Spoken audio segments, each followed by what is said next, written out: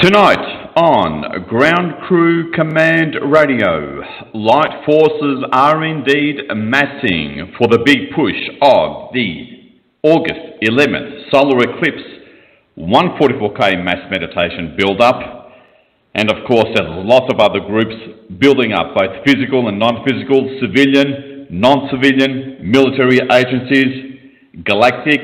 It's all being focused on this single point, this single fork in the road, yet again, folks, on the 11th of August for the solar eclipse. Mass meditations, many groups involved, both insiders and outsiders, you name it, they're involved. It's a big push to break the final deadlock to free this planet. That's the main focus for tonight on Ground Crew Command Radio. You're listening to the Unknown Light Warrior.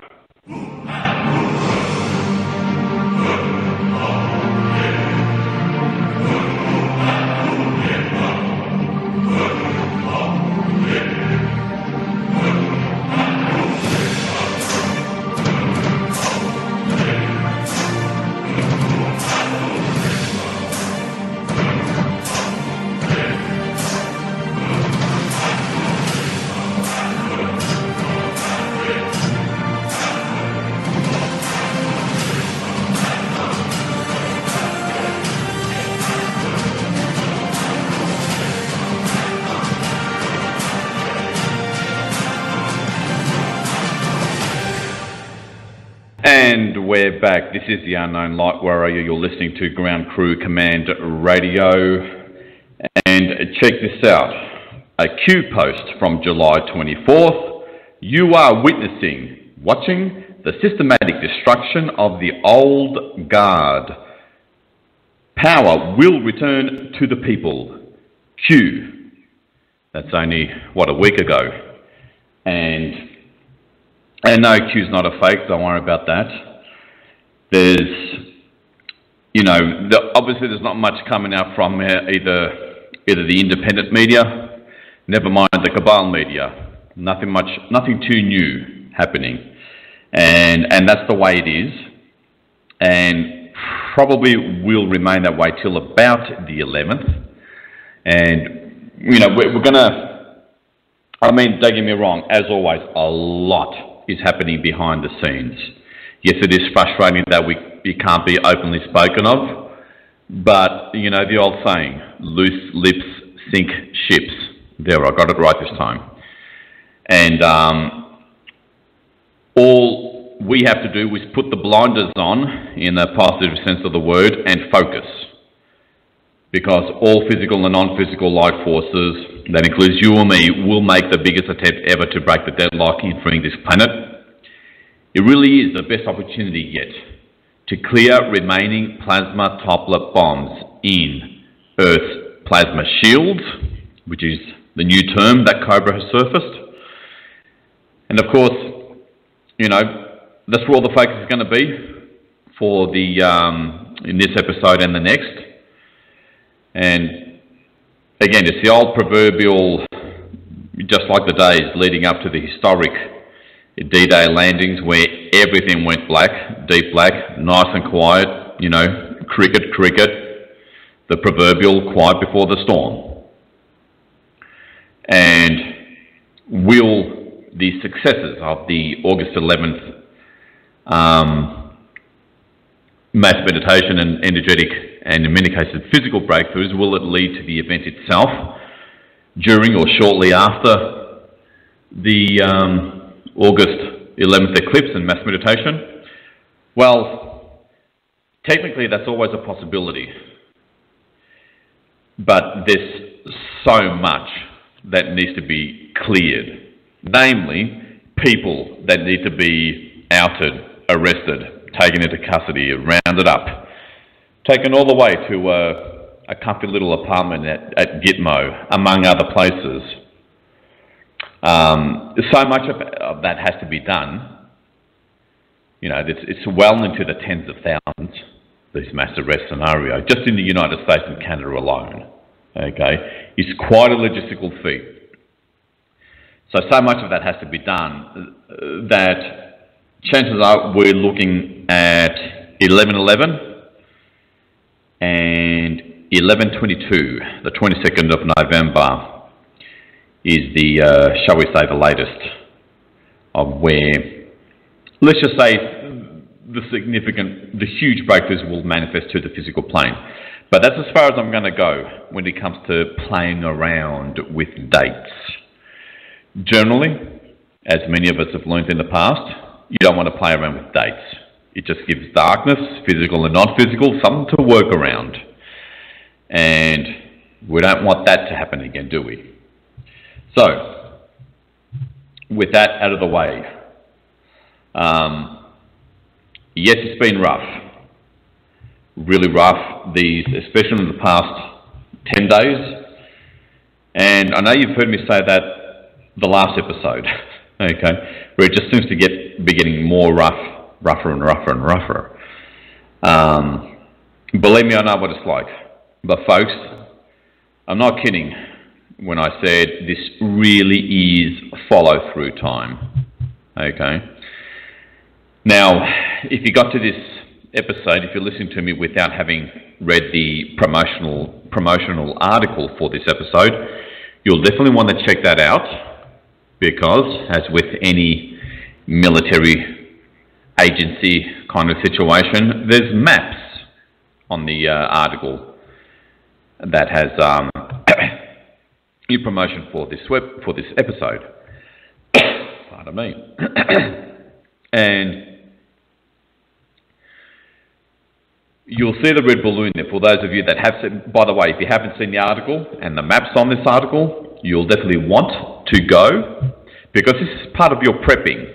This is part of preparation for the big mass meditation on the 11th of August. Go to returntoyourtruth.com/blog, and you'll see the article at the very top there, titled Light Forces Massing, August 11th Solar Eclipse. You'll want to check out the maps there, because it's part of the 144K briefing. This is you being briefed on the mass meditation.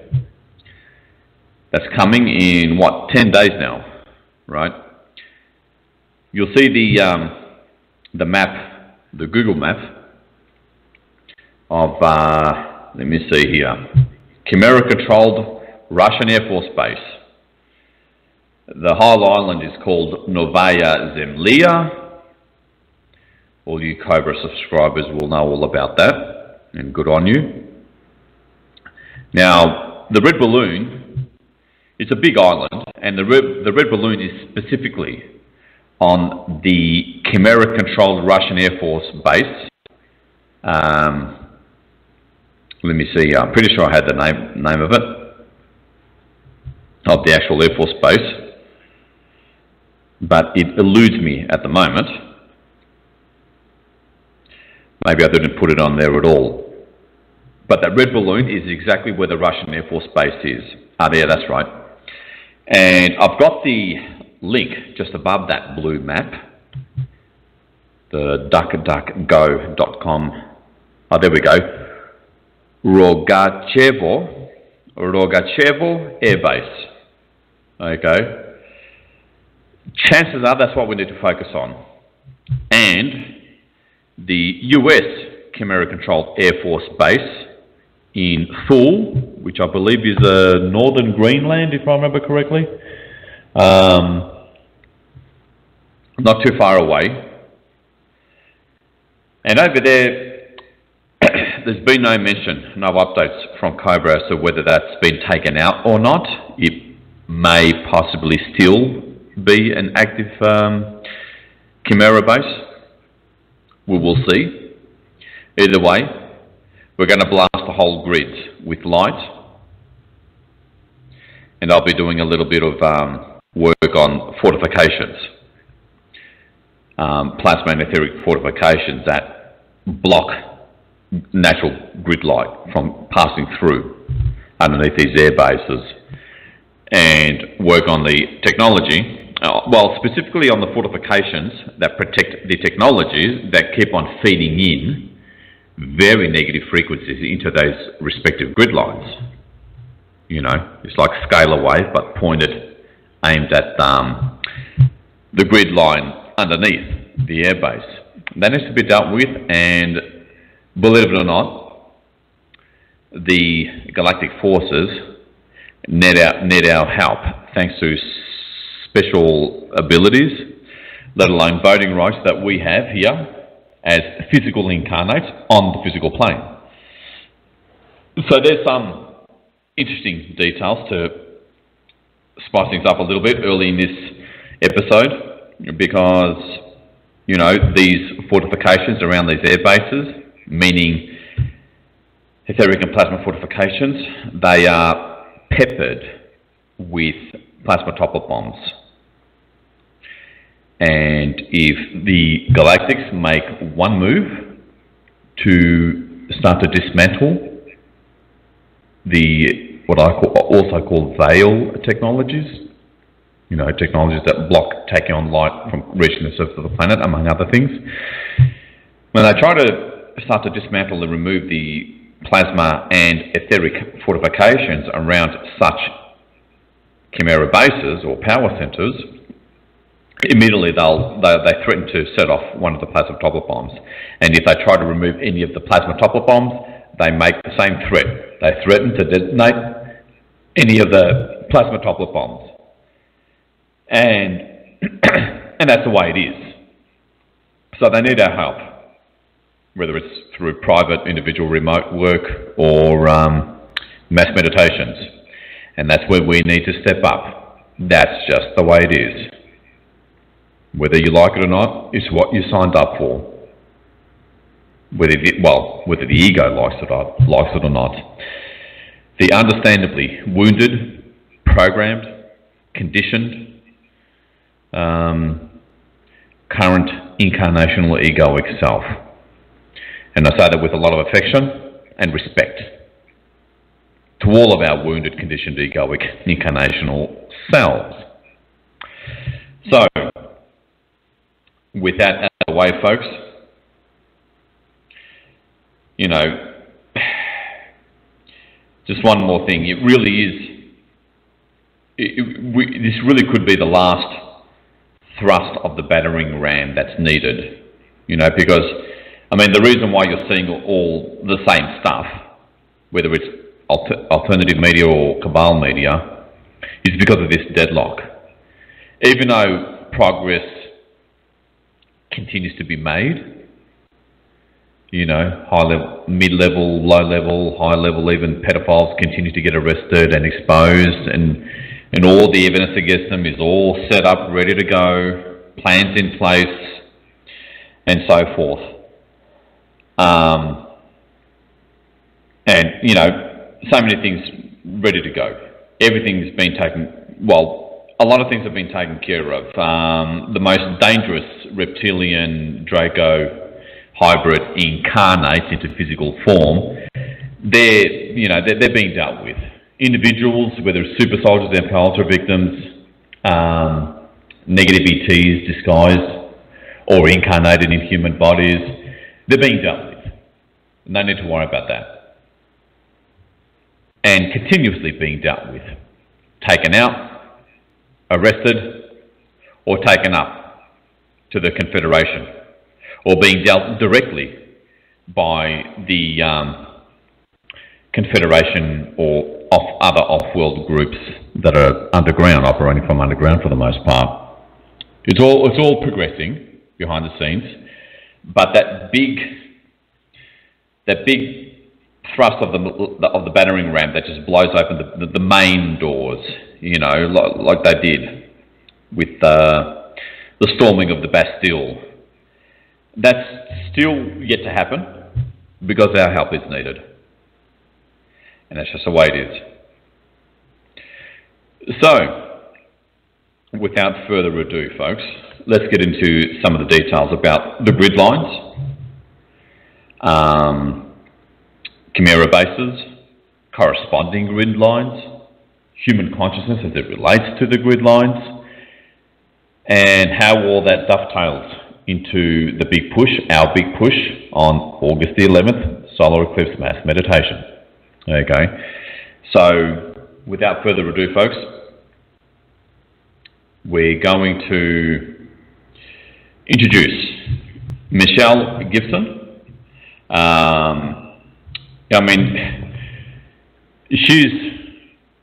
I know she's too sort of, I don't know if humble is the right word, but grounded to call herself a grid specialist. But I always called her a grid specialist, our local grid specialist here in the town that we both live in. And she's recently gone public as well after years of research about not just the grids, but as they relate to megalithic structures that, coincidentally happen to be built either on grid lines or on intersecting grid lines, in other words, vortex points and all that kind of stuff. She's got a whole blog which she'll tell you about towards the end of our little chat. And we're going to get into mainly four topics, or four questions, I guess, that will bring extra light onto what we're really dealing with here when it comes to the solar eclipse mass meditation on August the 11th. That's T-minus 10 days and counting. So, Michelle, first of all, a big warm welcome to you to Ground Crew Command. It's your first appearance here. I want you to feel right at home. And just say hello to everyone, and a brief, 2-minute background or bio on yourself. And you can move your chair in a little bit closer if you like, just to make sure the microphone picks you up loud and clear. Go ahead. All right. Well, thank you, and hello everybody. My name is Michelle Gibson, and I've actually been fascinated by megaliths my whole life, and would see things and wonder, gee, that looks weird, or how did that happen? And started to look for information, presentations, any way to expand my knowledge about it. And thankfully, in more recent years, there's some fantastic researchers out there that have done wonderful research on grid lines, Earth energies, places in South America, Great Britain, Turkey, and I found a piece of the puzzle that unlocks the whole mystery, and that's what my work is about. I found a star tetrahedron in North America by connecting the lines of major cities, and the apex of one of the triangles is in Edmonton, Alberta, and on the bottom triangle, it's in Merida, Mexico. And I extended the lines out from the star tetrahedron all around the planet, and it's been an amazing journey of discovering similarities of places all across the world. And it has to do with the physical layout of the planetary grid, and that relates to the consciousness grid as well. Yeah, that's going to be an interesting one, when we get to that, because it'll help. I mean, as the old saying goes, clarity is power, okay? And with that clarity, everyone listening to this is going to know exactly not just what we're dealing with, what the deal is, but the responsibility that we as light workers have in our hands in terms of fulfilling our soul path and purpose. And back to that star tetrahedron that you mentioned that you discovered, it's not just in North America, it encompasses pretty much the whole Turtle Island landmass, the whole North American landmass. The whole thing encompasses all of that. Crosses over well into Canada and Mexico as well. So any last interesting little tidbits about that? That's correct. It's the whole landmass. And from my viewing of other researchers, I knew that the builders of the megaliths were very precise in where they placed things on the planet. The sacred geometry in places around the world is incredible and harmonically in resonance with the pyramids at Giza. And so I was really well prepared when I found this, and my work since 2016 has been looking at images on the internet, videos, drone videos are very good, of showing what's actually in the landscape. And when you start to see what's actually in the landscape, instead of thinking of them as natural features and realizing that there's intentional geometric shapes all around us, and when I say all around us, I literally mean everywhere, not only in North America, Central America, South America, but around the world. It's the same signature, same design, and I've looked at countless pictures and videos, and that's the basis of my work. Everything that I'm putting out in terms of information that is my own, I have a lot of proof to show what I'm saying is correct. Yep, there's certainly no doubt how, well, I'll call it the esoteric for now, for lack of a better term, how the esoteric was the mainstream for the longest time, right throughout Atlantis, even up to the early Bronze Age, post-Atlantis, up until about 1000 BC. And then, you know, as the Cabal either usurping current empires of those eras or founding their own.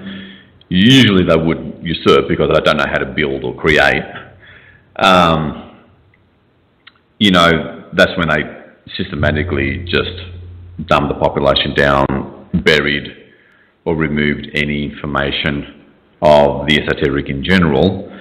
You know, the burning of the Library of Alexandria is just one of many examples of that. And so back in the days of Atlantis and before then and even after then, yeah, this was mainstream stuff, if I can use that term, and was commonly known to build stuff on that kind of location or that kind of grid line. So let's get into the first sort of important you know, bit of clarity for the audience here, Michelle, about how human consciousness, how the human consciousness grids are connected to the Earth and the Earth's grid. So in other words, the collective grid of humanity, how that's connected to Gaia's grids. What do you have? What can you tell us about that, you know, a little bit more in depth? Okay, certainly. I first learned about the construct of a physical layout of the consciousness grid from Drunvalo Melchizedek in his 2010 video, Birth of a New Humanity. In it, he covers a lot of ground about this topic, and he explains the consciousness grids and their relationship to the Earth grids. I have to refer to his work, as he explained it in this video, to explain the mechanics of the relationship to the listening audience tonight. Yeah, notes are permitted on this show, by the way, because I know you're pretty scientific about this. You know, you've dotted all the I's and crossed all the T's. So I noticed you've come prepared with some notes. So, yeah, people want the real deal information that's not spoken of much, rather than going, you know, ad-libbing and going off memory. So certainly do what you need to do. Okay. So this is a subject that I have to defer to Drunvalo on the relationship between the consciousness and the planetary grids. I don't have independent knowledge of it, but I do have the information from my intuitive journey that I took on my own to uncover the physical layout of the grid, and that's my own original work. And Drunvalo's information, as well as that of other teachers, have helped inform me to put the bigger puzzle pieces of understanding together. I have to say, I feel like this has been a lifelong journey of collecting puzzle pieces, and I feel like it's my responsibility to get it out to the public. Well, I I can relate. I mean, some of the information that I use, particularly in the news segment of each week's radio show, a lot of it, and in some cases most of it, is just from the internet, from leading websites like Full Foot or Cobra. But researching it, reading between the lines, seeing it from the broader picture, synthesizing it all in terms of what it means, in terms of the full ramifications of what it means, that's a bit of it takes a bit of time and work and skill. So I can certainly empathise and relate to what you've done here with information that people can access, but again, it's putting it all together, connecting all the dots. That's a bit of a different matter, and where you can glean more out of as well. So go ahead, Michelle. So Drunvalo planted the seed in my consciousness about the physical presence of a planetary grid. And when I saw the video, when it first came out in 2010, I thought, well, that sounds interesting, but who built it? How did it come into being? It feels to me like I was being prepared by receiving what I needed in order to unlock the information later on. In the video, he doesn't go into detail about who built it, and I do have a perspective on this as well. The video I made, which provides the overall framework for what I'm bringing forward, is called Physical Evidence for a Planetary Grid System and a Suppressed Global Civilization, and that's on my blog. Drunvalo explains that before the fall of Atlantis, certain humans had reached a very high level of consciousness and awareness. These beings also knew the continent of Atlantis was going to sink. Several things happened, but the biggest contributor to the fall was an out-of-control Merkaba created by a small group of beings on Atlantis who wanted to control the world. Does that sound familiar? Yeah, almost. What happened Stop your punchline there. It didn't work. What happened instead was a rip was created between dimensions that led beings from other levels of existence onto this plane, and they subsequently entered humans, and that created all kinds of problems for humanity. After a period of time, 3 high-level beings, and Drunvalo refers to Thoth, Ra, and Ararat, realized something needed to be done, and they got permission from the local galaxy, to do something that was rarely done because humanity had already attained a high level of consciousness. So they conceived a plan to build a synthetic grid to bring our consciousness back to us. And the first building on the grid was the Great Pyramid in Egypt, which is placed at the exact center of the Earth's landmass. He said it was built rapidly through consciousness and was the first marker for a web of pyramids, temples, sacred sites, mountains, lakes, and rivers, approximately 83,000 sites all over the world. It was built over time to change the way the Earth functioned. This was the beginning of an ancient science called geomancy. They were using stones, rocks, crystals, and physical things to change the energy flow of the Earth. These buildings were placed on very specific sites to change the internal flow inside the Earth and the external flow above the Earth. Energies created by volcanoes, tectonic plate pressures, geopath lines, different kinds of internal structures. And by moving certain massive stones, it changes the way the Earth flows above the Earth. And one thing about that is, in finding the physical layout of the grid, I noticed that it approximates the tectonic plates of the Earth and appears to be in a flower of life pattern around the planet. So there's a correlation between these energy lines and the tectonic plates, and that idea that they were using the energy from the elementals in the magma and all the things going on underneath the Earth correlates to this information. A lot of earthquakes occur at places that I know are directly on these grid lines. Mm-hmm. And as I became aware of it, I take note of it when I hear about things like that. So this was done to create a new consciousness grid that was lost when we fell, so we could get back into higher consciousness. And he says that the synthetic grid is needed to get us back there, where we were before we fell. As regards to consciousness grids, he explained that each species has an electromagnetic geometrical grid that extends around the entire Earth, and each one is completely unique and is required for existence. He said that 3 of the 15 million life forms on Earth still are 3 human life forms, which perceive the one reality in a different way. The first are the Aboriginal people of the Earth, and there are still pockets of them around the world that are functioning on the original grid for humanity, which is very close to the golden mean. The next grid, which most of humanity function on, is based on polarity consciousness, or seeing everything as black or white, constantly judging every situation, every person as good or bad. This grid is not even close to the golden mean, and it's not in tune with nature. It's only meant to be a transition phase between grids. We can't stay here or everything will be destroyed. It's not connected to nature. Okay, and does this particular grid, what names does it go by, or has it been called anything in particular? So, the people that know the most about this aren't able to describe it specifically, other than to say that it's like an icosahedron, dodecahedron, which has similar characteristics with the original grid and the grid we're moving on to. Oh, okay, but it still needs some healing, some reconnecting, some clearing. Totally. We're moving into the third grid, which was created by building the physical structure of the Earth and altering the Earth's energy flow, looking for the perfect geometric blend. He says without this new physical grid and consciousness grid, there's no ascension. It is tied to the golden mean, which is a proportion, and he said that life and consciousness are always trying to reach this infinite number. It's based on a square and a circle, where the perimeter of the square and the circumference of the circle are exactly the same.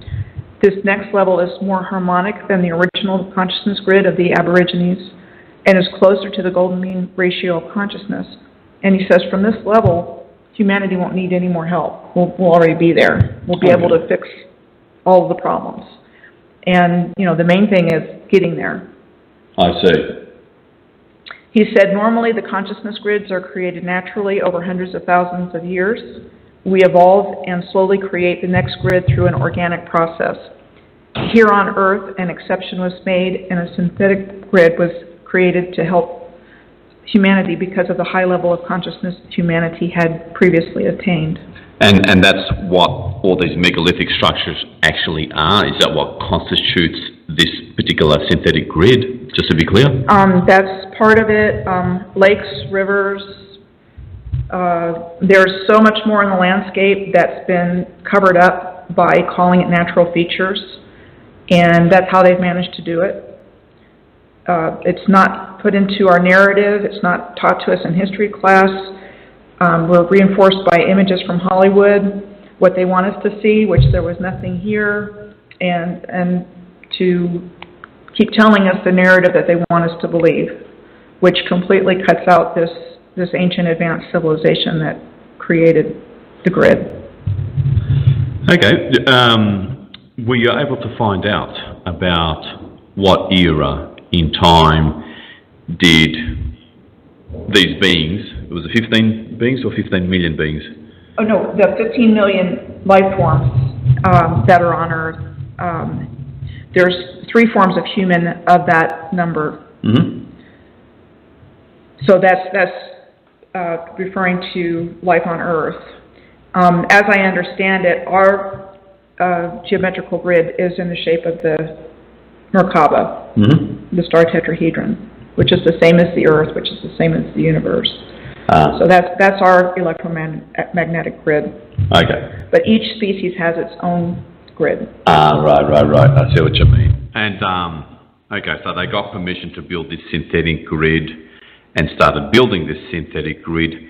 What era did this started happening? Was it early Atlantis, or was it late Lemuria, or was it late Atlantis, mid-Atlantis, post-Atlantis? So, putting everything together, I believe that it started after Atlantis and took place over the next 13,000 years. Oh, right. And my seemingly most radical belief based on what I see is that we're talking about a missing timeline from Earth, and that humanity was way more advanced than we've been taught, and that this ancient advanced civilization existed up until relatively recently. Okay, interesting. So it was post-Atlantis that they got it happening. Post-Atlantis is when it was started. So let's say the last 13,000 years that it's been built. That it didn't just happen all at one time. Okay, well that's interesting. That's very interesting. So, okay, continue on where you left off. Okay, the only thing that I want to add to that is that the other person that has informed my work about the consciousness grid is a man named James Churchward, and he channels Metatron. And from his work, before discovering the North American star tetrahedron, I learned about the 12 primary nodal points.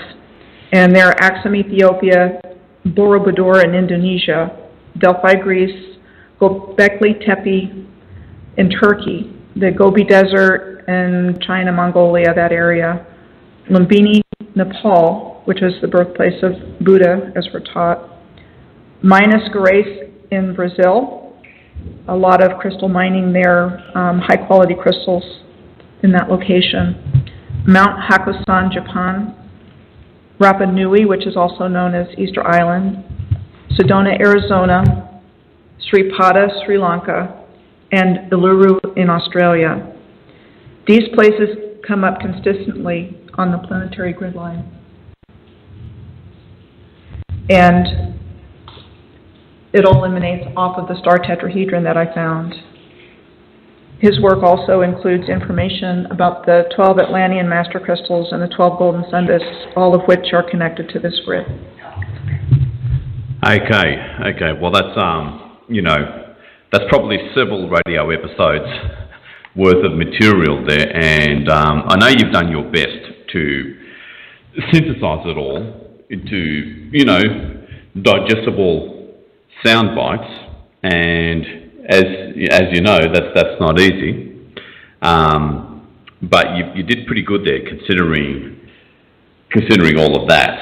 Now, how has... Okay, well, just to finish off, just to round off this last point, many of us know, okay, especially your typical savvy Ground Crew Command listener, know that human consciousness affects the Earth grids, and vice versa. The Earth grids affects human consciousness and the collective consciousness, okay?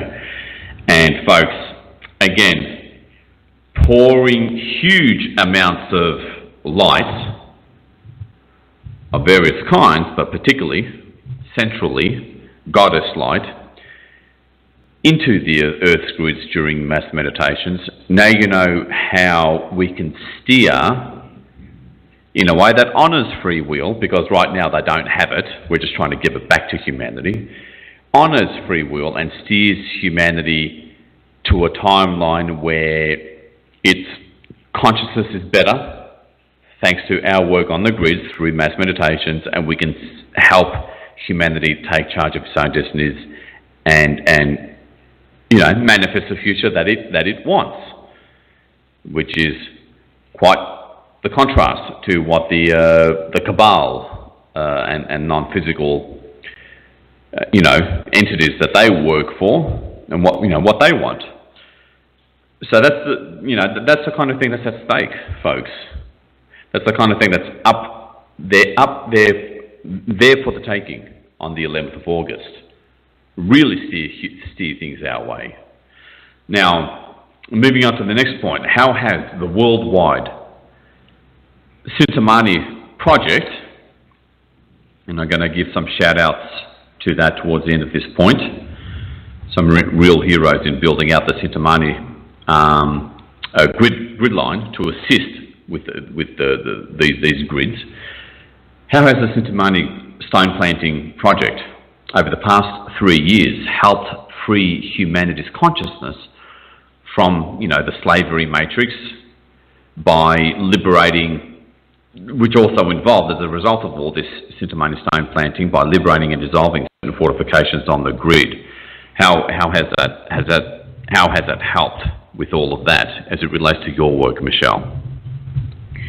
Okay, I will do my best to answer that question.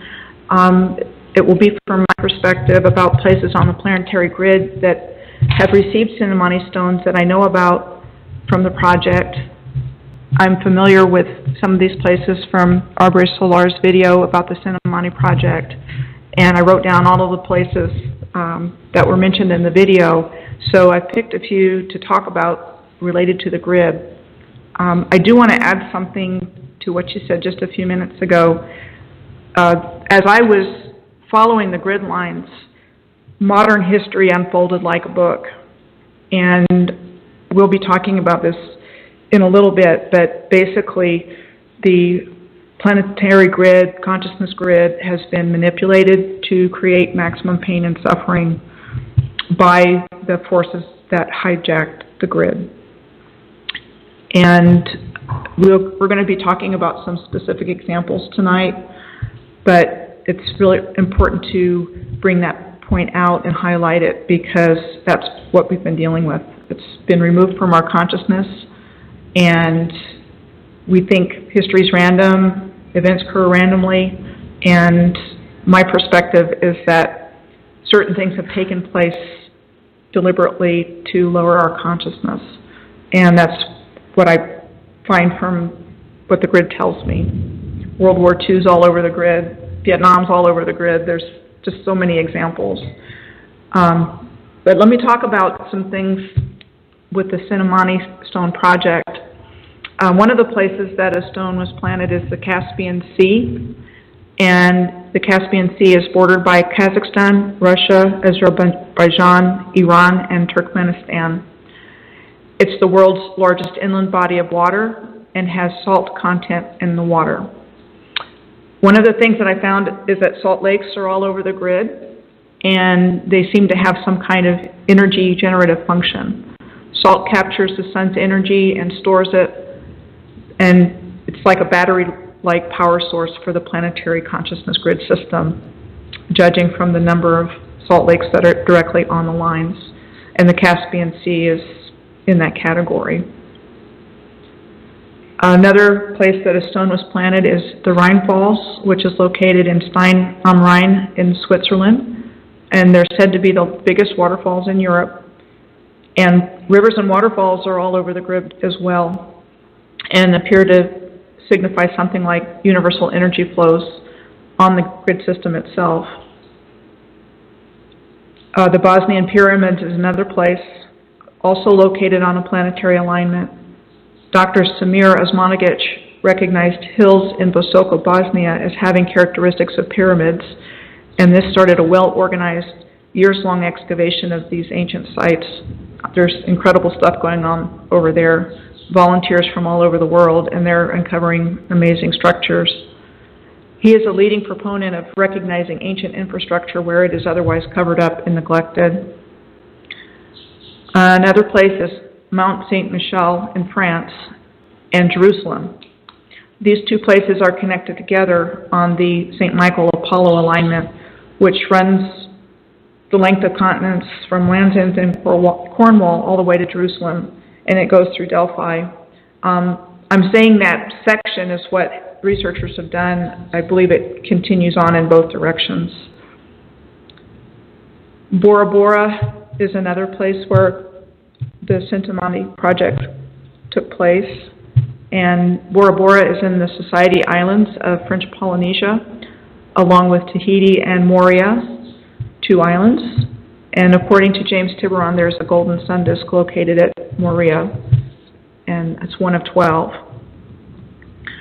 So I can say that the Cintamani stone projects, without doubt, have taken place on planetary grid lines, and that they would have an effect on sending energy into the grid. Yeah, for those of you who don't know, the cobras work, you know, one Cintamani stone, if it's large enough and buried in the ground, it tends to activate the stone.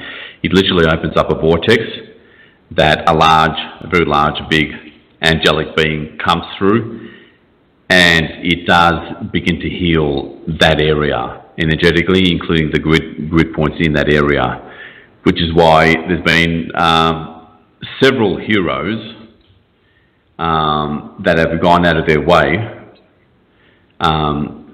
you know, travel to all sorts of places, funding most of the thing, etc., that, you know, have gone out of their way to make sure those Cintamani stones get planted where they need to get planted.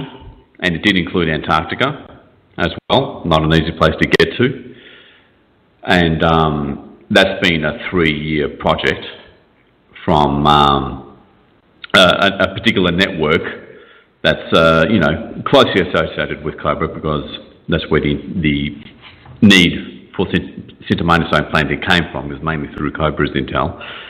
So I just wanted to give a big shout out to those individuals whose names I've just been informed I mustn't and cannot mention for mostly energetic security reasons.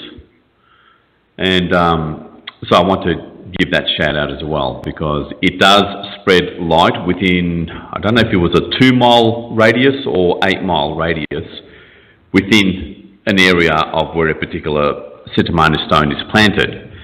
And it helps bring in light in that area and into the grid point of that area. And it even dissolves plasma and etheric fortifications over time as well, that a lot of power centres that darkness has hijacked has set up, you know, the critical strategic places. And, you know, and I've got personal experience to speak to that as well. Well, okay. So Cintamani stone planting brings in more light into the grids, at least in that areas. And believe me, folks, the whole planet has been, mostly on land, has been peppered with Cintamani stones. Europe, North America, South America, even parts of Africa and the Middle East, certainly in East Asia and South Asia, a lot has been planted. The whole place has been peppered with Cintamani growth, Cintamani stones, light grid, and that really helped amplify the light grid, bring in more light to stabilise things, raise human consciousness, etc. Big deal. Now,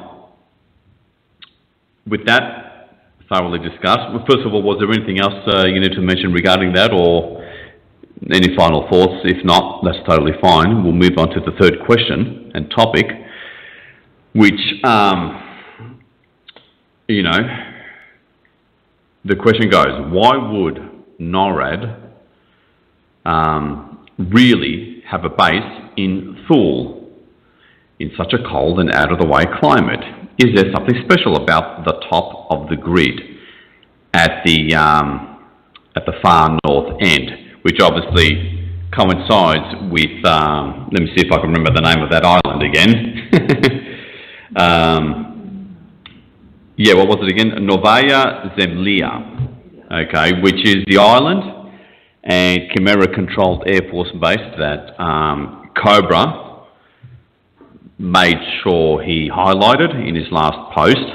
Obviously, he was instructed to do so by, most likely, by the resistance movement, the off-world group that mostly operates from underground.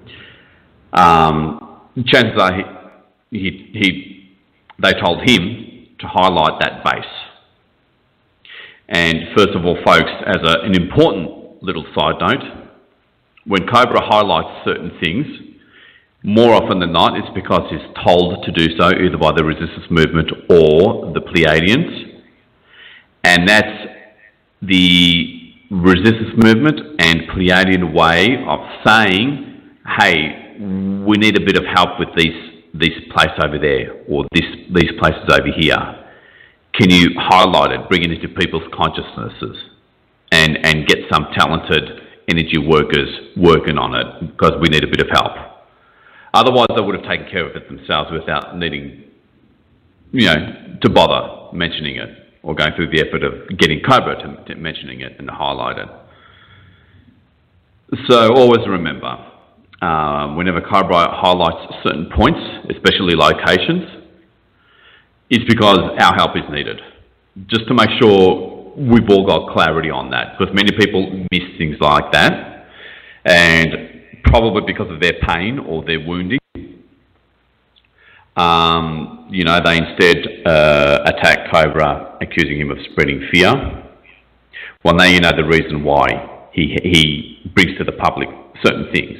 It's because the off-world groups and even the white hats in some cases need help, need our consciousness on it, and we have to step up. So that's why, I get a little sensitive about why Cobra gets attacked, being accused of spreading fear. So now that we have clarity on that, let's get into why the Chimera has set up these two, probably the best examples, these two Air Force bases of the Russian one on Novaya Zemlya, and the one in, is it northern Greenland? That the one in Thule? It's in Thule, Greenland, and it's in direct alignment. I want to clarify that as well. So those two places are in a grid line that starts in Merida, Mexico. This is one side of the star tetrahedron, and it subsequently goes through the Mississippi River Delta, Mobile, Alabama, Moundville, Alabama, Memphis, Tennessee, Nashville, Tennessee, Western Kentucky, Indianapolis, Indiana, Grand Rapids, Michigan, Sault Ste. Marie, Ontario, Isle Royale in Lake Superior, Chapleau, Ontario, Moosonee, Ontario, Fort Albany, Ontario, James Bay, Hudson Bay, and then it goes on through Quebec, Baffin Island, Clyde River. It comes to Thule, Greenland, and then it comes to the Svalbard Islands, which, by the way, is where the seed vault is, onto Novaya Zemlya. And the Svalbard Islands and the Novaya Zemlya island they're right next to each other. Just some water separating them. So the point that I want to bring up is that I believe, from what I've seen, that the control system piggybacks on the ancient advanced energy technology, and that they utilize certain places for certain things. So Thule is not the only location on the grid that is used by the military on the grid. As a matter of fact, Drunvalo and other people I've listened to, Hugh Newman, have said that almost all military bases, if not all of them, are located on nodal points where grid lines cross. And this is for the purpose of control, as governments are aware of the grid's connection to consciousness. And besides Thule, other examples are Ascension Island, which is a little speck of island in the Atlantic Ocean that a major alignment directly crosses over. And what's interesting about Ascension Island, besides the name, is that a British colonial outpost. There's also a U.S. military airbase, satellite and submarine tracking stations, a BBC transmitter, and a listening post run by the GCHQ's signal organization. It's also been squeezed and it's called Ascension Island, and it's completely locked up by the military of the United States and Great Britain. Camp David, the presidential retreat in the Catoctin Mountains in Maryland, is located on a nodal point. Carter Rock in Potomac, Maryland, which is right outside of Washington, D.C., and near where I grew up, is the Naval Sea Systems Command Home, and it's also on top of an ancient site. I've learned about that through doing this work.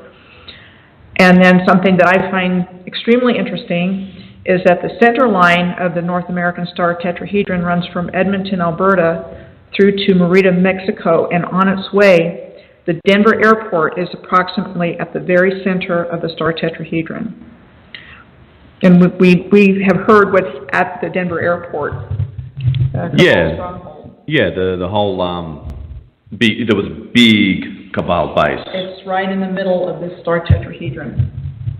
Right in the middle of the site tetrahedron. Amazing. And if I remember correctly, maybe you have better memory of this, about, was it 2 years ago or something like that, that was completely cleared out. Do you recall anything like that? I don't have specific knowledge of that, but the message it sends me is that, again, they've been trying to manipulate the grid lines. Just further down on the line, it's on the diagonal where two other lines cross. The Oklahoma spaceport at Burns Flat, Oklahoma is located right on it. And further on down from there is Houston, and the Johnson Space Center is located in Houston. And that's before it crosses the Gulf of Mexico to the bottom apex at Merida, Mexico. Once this information opened up on the grid lines, I look at history and the news in a completely different way, especially with what happened with the hurricane at Houston last year. I see it in terms of the grid lines, especially since the one that went through Florida circled back around and hit Houston a second time, for those who remember that last year. Houston got hit hard by the first Hurricane Harvey, and then I think it was Irma came back through and circled back around and ended up in Houston. So to me, that's grid line stuff. Well, yeah, there was certainly a lot of weather wars action last summer, particularly in August, and a lot of us had to rally, do our mass meditations and or remote, individual private energy work remotely, and yeah, that was quite a clash of both physical forces and non-physical forces, and consciousness for that matter, particularly our consciousness. So back to what the resistance movement is clearly indicating through COBRA wants us to focus on, which is Novaya Zemlya, there I got it right this time, and perhaps Thule as well. So Thule has the US Air Force Chimera control base, and Novaya Zemlya has the Russian Air Force base that's Chimera control, that is still active. And they're both at the top of the grid, right near the north, the North Pole. So, I mean, to your awareness, if you ever had a chance to get into it at all, I'm just curious to know, just in case you have, what is it about having these two Chimera-controlled military bases, why are they at the top of the grid, at the far north end? So is there something special about the top of the grid to your awareness? I'm just thinking, I specifically don't know, but it's a good segue into the fact that nuclear testing has been done on Novaya Zemlya.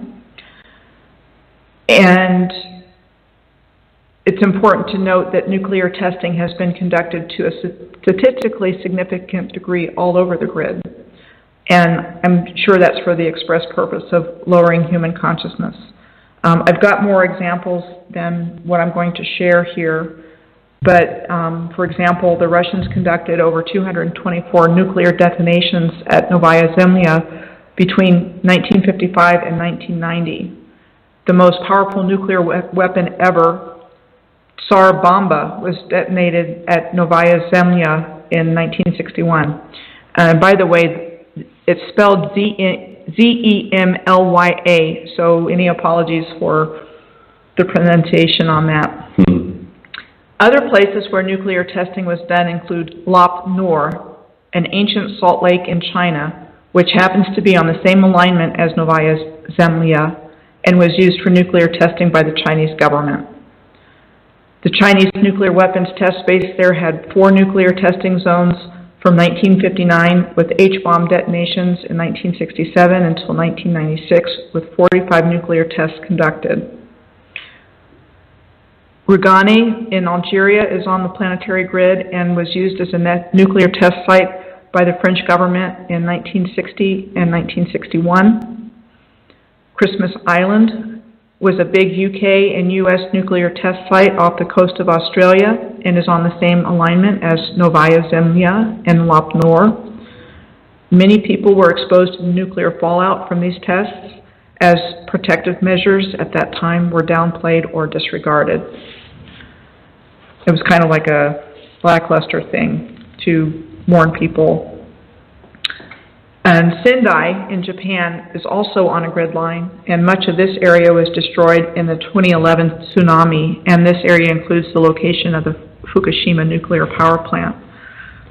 So we're talking nuclear testing, we're talking nuclear accidents. Broken arrow incidents have happened at significant places on the planet for the grid and for the Treasury of Light, which I learned about from J.J. Hertog's Keys of Enoch. There's one key that relates to this topic. The broken arrow incidents are where nuclear devices are lost or accidentally detonated in places that would not be considered as part of warfare, like off of Vancouver Island, off of the Philippines, not during wartime, off of the Azores, which is another significant area.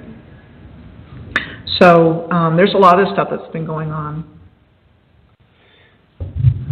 Okay, well, yes, many of us are familiar as to where they do nuclear testing is deliberately on grid lines to screw up the grid lines, therefore influence human consciousness in a negative way.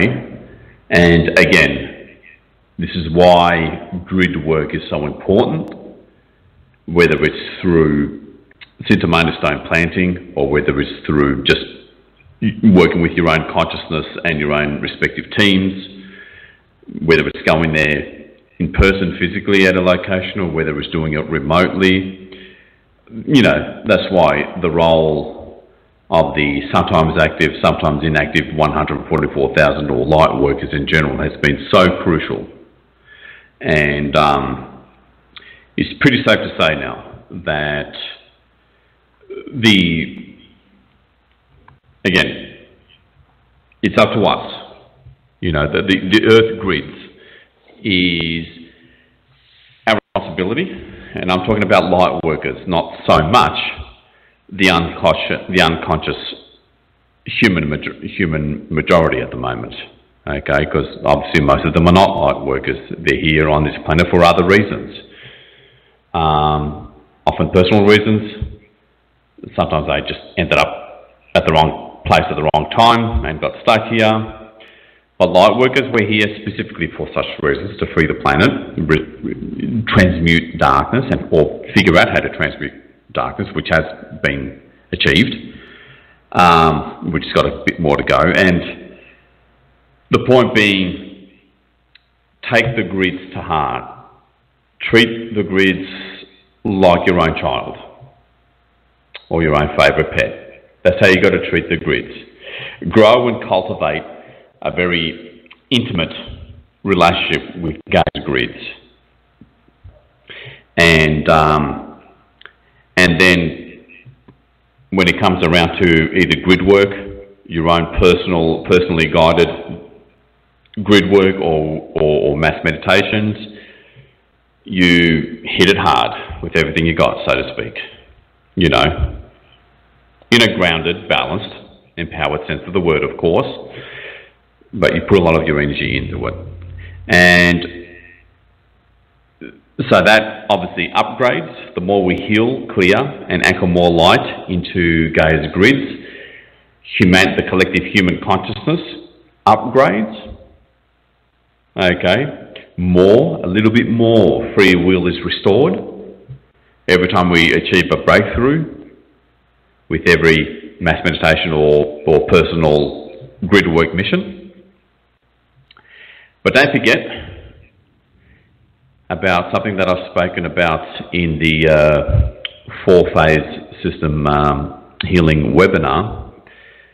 Many of you who have seen that or downloaded the MP3 to that, you'll know that the more you clear and heal yourself, the more light you're able to channel through your own personal grids, okay?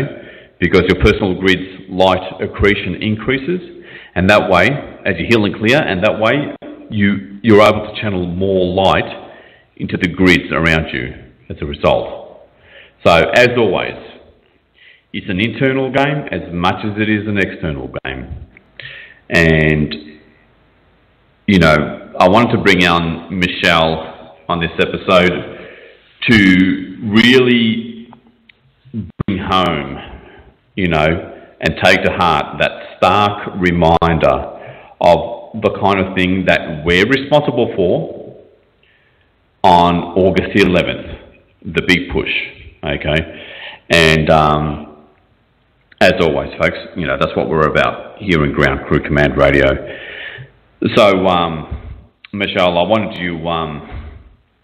to thank you for not just the information itself, but bringing that extra dimension, that extra dimensionalization and clarity and perspective of the whole issue about the grids, and how it was such a huge issue that at least one or two or three or four ancient civilizations went out of their way to build these pyramids and various megalithic structures on this location, that location, to, you know, almost had to start from scratch. The Earth's grids was so devastated after the fall of Atlantis. So, was there any last words you want to give to that effect before we move on to the next segment of the show? I guess the one thing that I would want to say is I really believe that if we had been told the true history, there would be no mysteries in history, and we would understand the harmony and the balance that this grid represents and the civilization that built it. If you're interested in learning more about my work, my blog is piercingtheveilofillusion.com. And in that, I go into great detail on many different topics related to what I've uncovered in learning about the physical layout of the grid. And I want to really emphasize that this is critically important to understand that the grids are an inherent part of who we are, and that by not knowing this information, terrible crimes against humanity have been committed and are still being committed against not only human beings, but against the planet itself. And you don't know about it, that this goes on with impunity, and that's what's been going on for hundreds of years. And I feel an obligation to bring this information back out into the light for healing of the grid and humanity.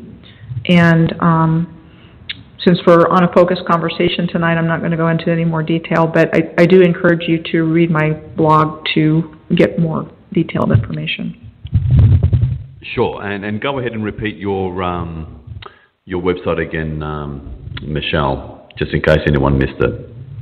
Okay, it's piercingtheveilofillusion.com. Fantastic, thank you very much. And go ahead and subscribe. Check out her website, go ahead and subscribe. You can donate if you like as well. And she's going to start making some YouTube videos, which she'll let you know about as things progress. Like I said, she's only recently been able to go public. And thank you once again, Michelle, for taking the time to come on Ground Crew Command Radio, because it's about, as always, by bringing this critical clarity to bear, it really helps people's minds, rational, conscious minds, to have that perspective, understand what needs to be done. It galvanizes focus and perspective and clarity, and something galvanized, it can be singularly focused like a narrow laser into a particular purpose. Okay, so thanks once again, and I'll see you around. And that's the first segment of this week's episode of Ground Crew Command. Stay tuned, folks. I'll be right back after this very short musical break. I'm going to get into a little bit of analysis, just a basic sort of analysis on QAnon, and get into what him and his white hat faction is sort of really struggling with, and how we can help them. And I'm also going to read out and analyse a short astrological reading for the month of October by a psychic astrologer, as he calls himself, Joseph P. Anthony. His article landed in my inbox just a few hours ago. I started reading a third of it, and I thought, okay, I better raise this as well to help people with clarity, because once you know what's going on, it really does a lot to ease, the negative emotions. You'll understand there's good reason. And just getting awareness on that and clarity on that really helps relax the mind a lot. And, being on the verge of a breakthrough, that's why it's been so intense and so rough, with darkness freaking out more than ever, because, it's only got 1 foot on the edge of the cliff. It's literally in the process of falling over, and that's why it's screaming the loudest. So that astrological reading for the month of August will come as well by Joseph P. Anthony, the psychic astrologer, who's based in Sedona, Arizona, and really cool stuff coming right up, folks. This is Ground Crew Command Radio. You're listening to The Unknown Light Warrior, and be right back.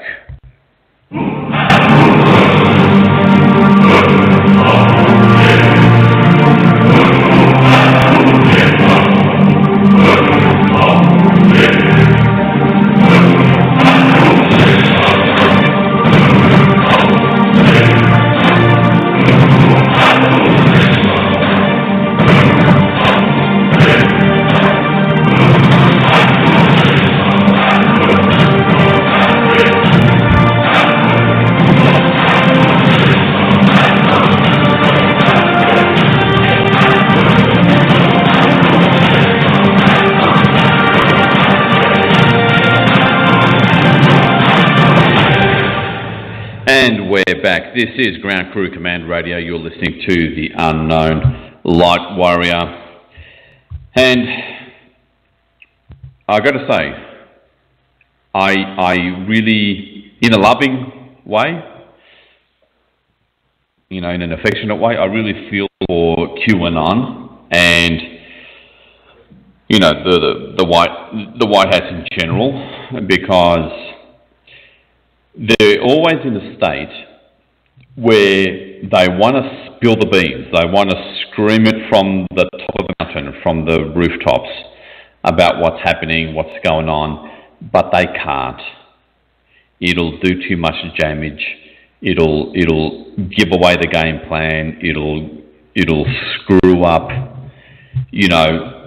all the chess moves that they're having to make every day and night. And I can only imagine how frustrating it must be for Q and whoever, he works with in deciding what to put out each day, or who gives the orders and who gives the messages for him to send out. How frustrating it must be that they have to be mostly cryptic and some cases symbolic, or basically, you know, do things in a way that just prods our consciousness into certain areas without, you know, being too overt or explicit about it, because the situation is very volatile and there's just too much sort of backlash by the cabal. And, you know, this despite their huge loss of power, especially in the US. And I see, you know, I see this all the time. You know, like I can empathically feel it from Q about only, you know, that frustration, that maddening frustration of only being able to go so far with what he can say. You know, and understandably, he can't mention anything about operations in place, in the works, when he would dearly love to tell everybody, hey, we're working on this, we're going to clear him soon, yada yada. This is what's happening, you know, but he can't. You know, he really has to bite his lip and hold back and just exercise huge amounts of patience and just prod with cryptic messages here and there. And it's important to remind us, you know, especially for us, mostly civilian light workers, it's important we have to remind ourselves that, yes, we're dealing with, you know, the ramifications of having to live under such a restrictive, clunky, oppressive matrix. But we have to keep in mind that the hardest work, in terms of physical and non-physical planetary clearing and liberation operations, the hardest and biggest and most dangerous milestones and work, you know, it's going to be done all before the event. Okay. Yes, there may be a big mobilisation of law enforcement and military at the event. True, but really, although that'll be quite intense, really that's the easy part. Because they know who their targets are. They know that their targets are disarmed or can't pose any threat, generally speaking.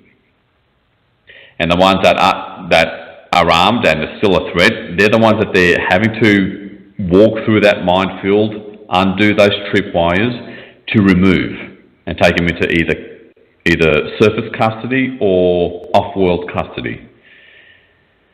The hardest vortexes and grid lines to liberate and restore back to the light, power centres, what have you. That's all done now, and it has been getting done for years. And I'm talking from personal experience. So the hardest and most dangerous work is being done as we speak. Over the past few years, now, and then the next few weeks or months. That's why it has to be so tight-lipped, so hidden, so hush-hush. But if we appreciate that fact, understand that, and just focus on what our soul path and purpose is, we'll get there much quicker. Okay? So, again, external clearing through mass meditations for the most part, for most of us, and internal clearing. So more light come through your grids, your personal grids, and into Gabe's grids. Okay? Big deal. Let me see. So that's something that regarding Q, that's something that I feel for him about. And whatever intel team, you know, that's behind him, that tells him what to say, basically, and when to say it and how to say it in most cases. You know, so big salute, and hats off to you, Q. You know, if your real name is never revealed after the event, well then you've joined the ranks of the unknown light warrior collective. So I hope you hear that. Okay, folks. So moving on to the August astrology reading for August, brought to you by psychic astrologer Joseph P. Anthony.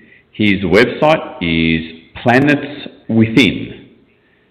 PlanetsWithin within.com, planetswithin.com. And, he's got some stuff that'll help, again, bring more understanding, more clarity, and with that comes power, ease, and grace. And a bit more stillness, okay? Obviously, we can all do with a bit more stillness, especially what appears to be the peak end of the planetary liberation war, really that's why it's gone so loud, so rough, particularly since May. It isn't just the astrological effects, but the war itself, the war underground, the war behind the scenes on the surface, the plasma plane, and of course the war over our consciousness. That seems to be peaking, hence the roughness. But we are, truth be told, Taurus moving into Uranus back in May. That has opened up a whole other round of deep clearing on the human collective and Gaia. And it's all coinciding to a point where, obviously, as you're well aware, the noise is getting pretty deafening, and the best way to cope with it is your own stillness, but again, clearing and healing yourself with the most robust help you can find, okay, whether it's mine or someone else's, and that'll always increase the stillness and calmness within. It's just the way it is, okay? Do meditation CDs if you have to. I recommend quantum mind power, which I've recommended some clients to. That really helps as well in changing the more physical, therefore rigid and slower to move neural pathways that, for most of us, are negative. You want to get out of those knee-jerk mental reactions to this, that, or the other. So take ownership over your situation. Take your power, in other words, and do those consistent weekly or daily practices, okay? So, I'm going to just read paragraph by paragraph and then give analysis when required. It's really handy stuff to know. And here it is brought to you. That you can just sit back and relax and listen to and enjoy. So, Joe begins with, by now, I'm sure you are all aware that this summer's energy has had a strong grip on us. It seems to be holding us down and forcing us to look at every aspect of our lives. Make no mistake, it's a transformational force that just doesn't feel very comfortable at times, with lots of confusion and uncertainty. And again, folks, really that's a ramification of the stuff that's being purged out of our system and the effects that it has on our emotions and our thoughts as it's being forced out, especially the deeper stuff, the bigger stuff.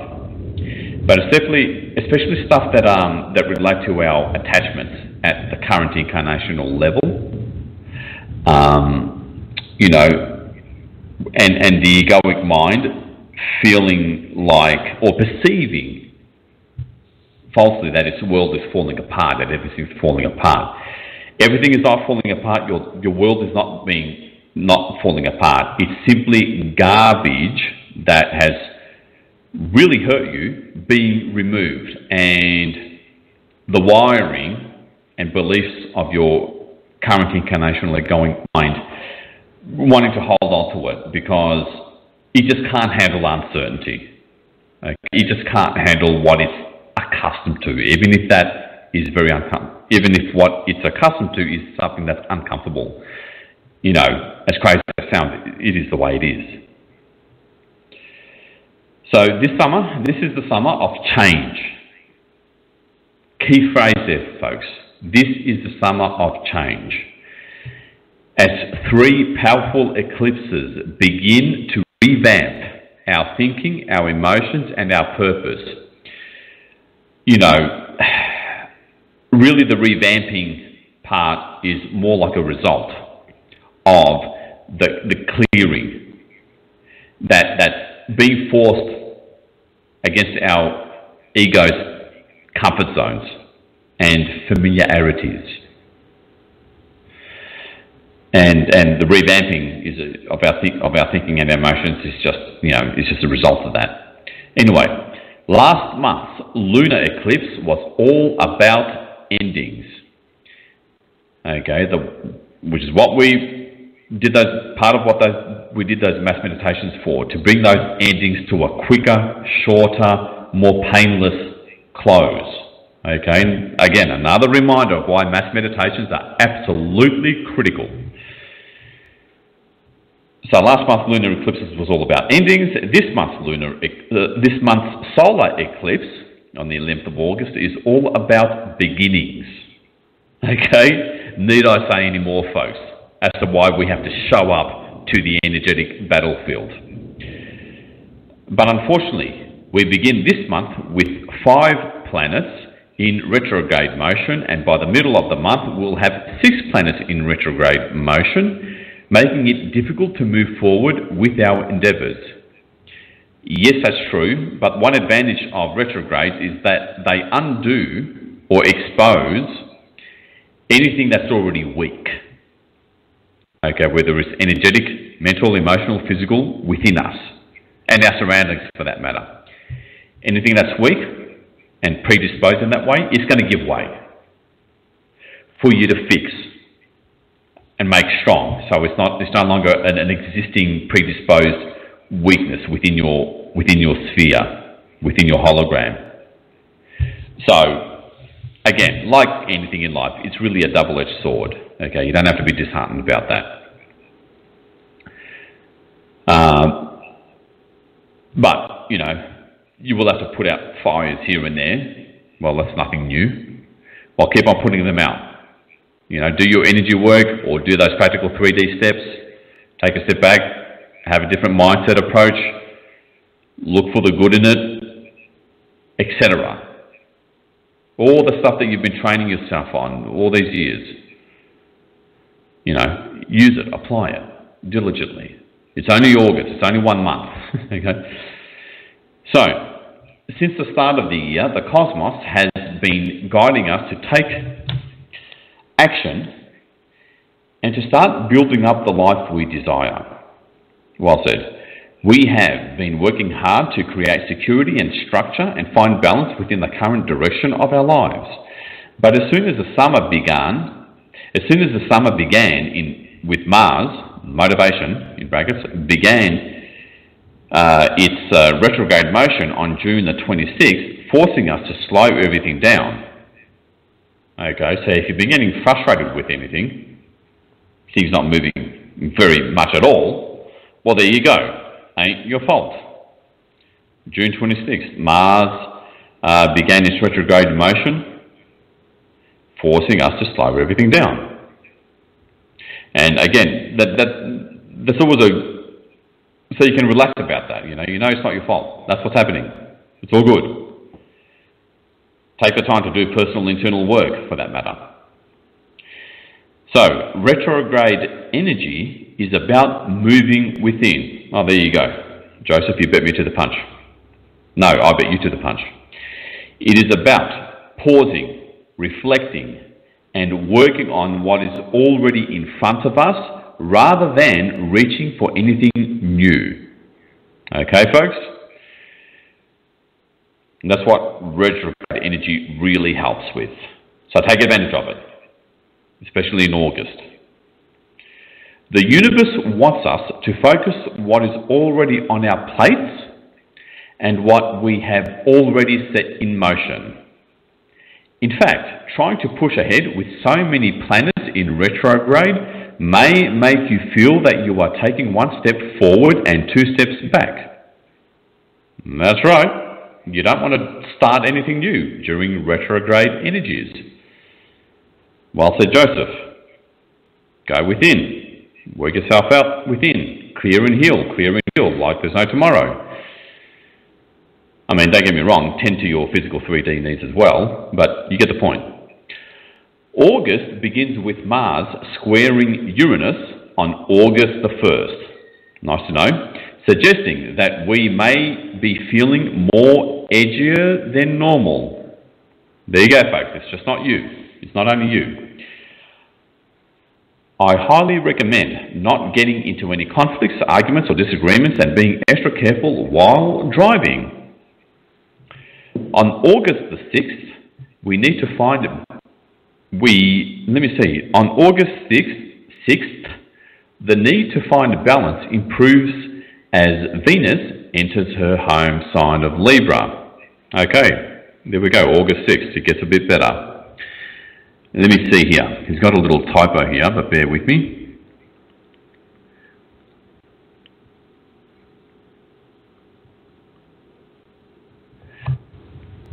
And so while Venus is in this sign that she rules, we'll get to enjoy the true essence of elegance, refinement and beauty. Libra is associated with justice, fairness, balance and socializing. Anything to do with the crudeness of confrontation is to be avoided at all costs. Okay, I would say as much as possible. So Libra is an air sign, so its energy is light and quick. When Venus, our goddess of love, is in Libra, she brings us a sense of peace and calm. She wants to make others happy and is more than willing to compromise, sometimes to her own detriment. So make sure you don't do any of that mistake, folks. Maintain those healthy boundaries, always. It is easy to see the other person's point of view while Venus is in Libra.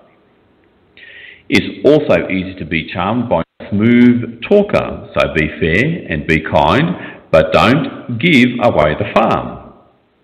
Very good advice. The need to be innovative and think outside the box returns as Uranus turns retrograde on August 7th, making this the 6th planet to move into retrograde motion.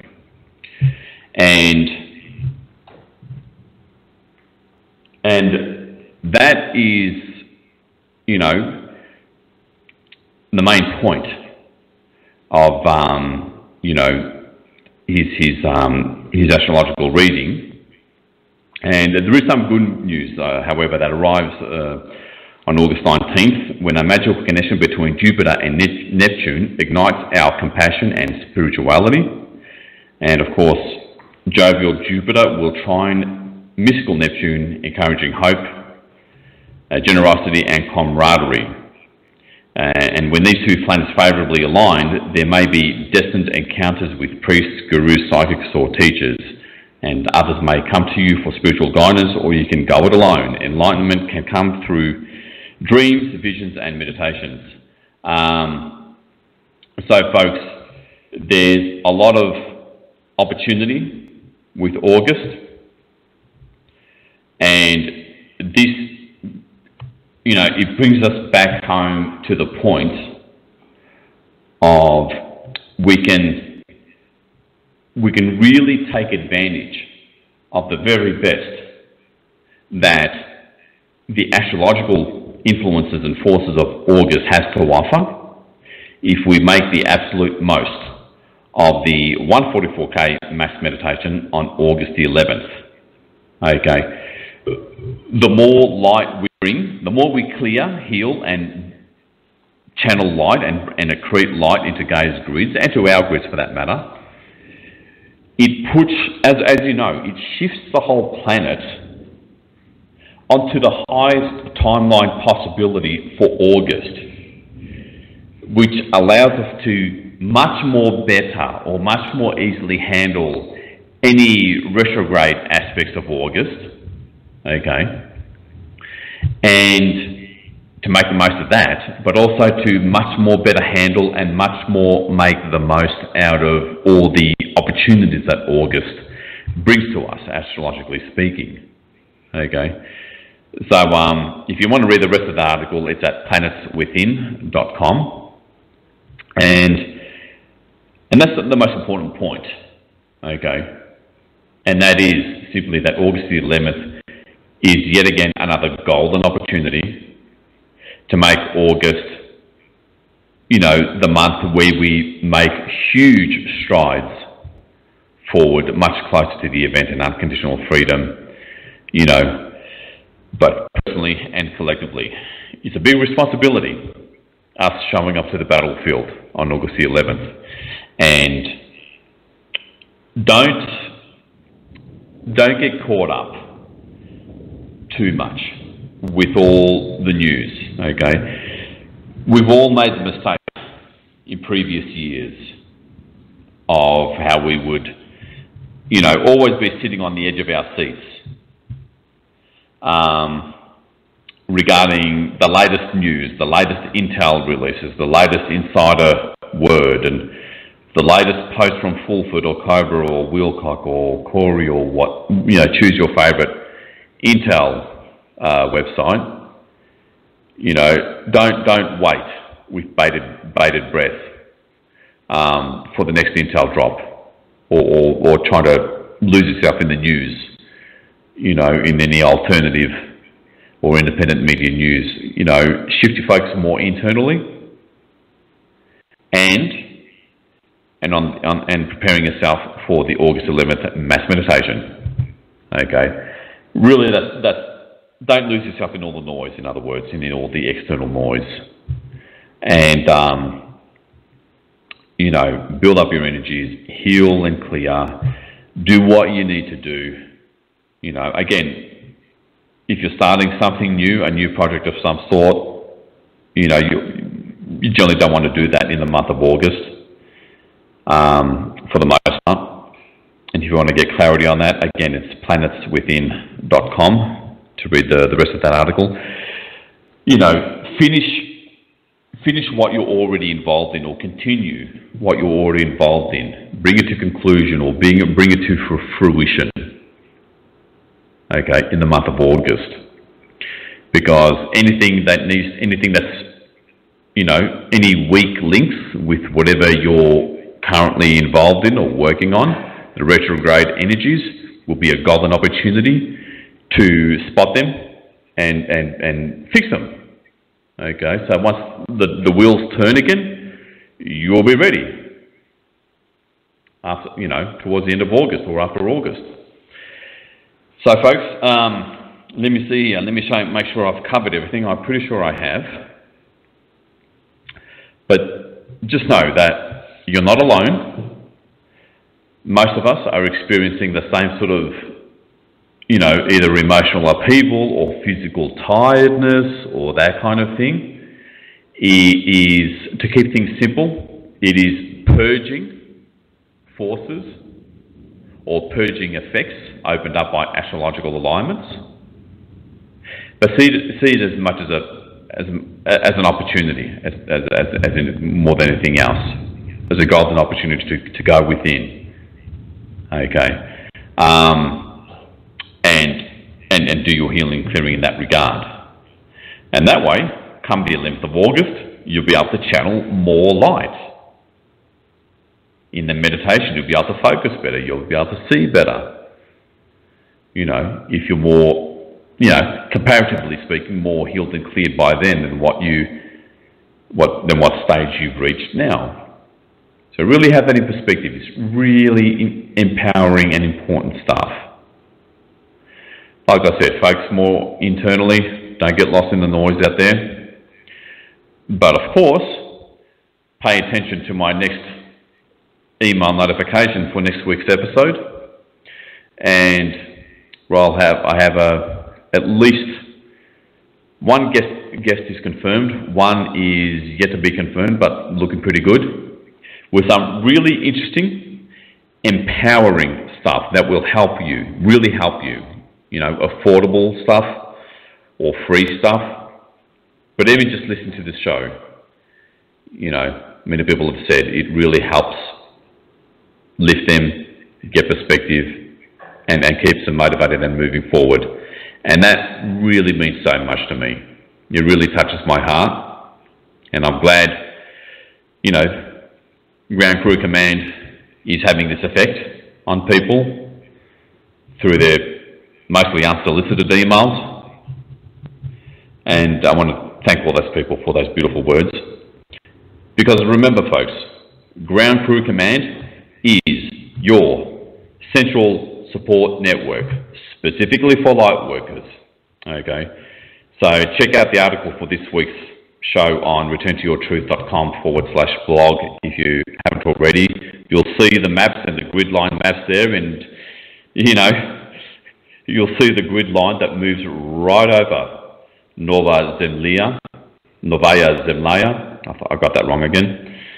And the details for the August solar eclipse mass meditation is there as well towards the bottom with the link for your time zone. You can get yourself ready now.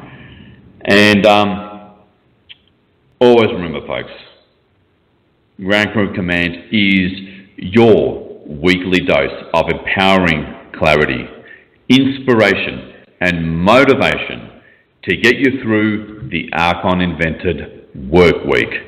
This is Ground Crew Command Radio. You're listening to The Unknown Light Warrior. Stay strong, keep it together, do the right thing for yourself, and I'll see you all next week.